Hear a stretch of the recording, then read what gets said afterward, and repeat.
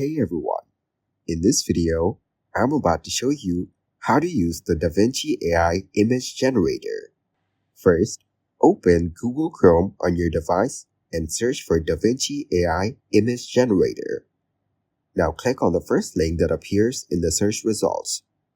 Once you're on the website, you will see an option to try it for free.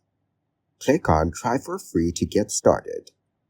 Here, you can type a detailed description of what you want to see in your artwork. For example, you could type cat on a hill to create that image. Next, you can select the style you want for your artwork. There are various styles to choose from, so pick the one that suits your idea best. After that, you can also choose the model that will be used to generate the image. Then, select the aspect ratio for the image to fit your desired dimensions. Finally, click on Generate, and the Davinci AI will create the images based on your description and settings. If this tutorial was helpful, please subscribe to our channel and like the video.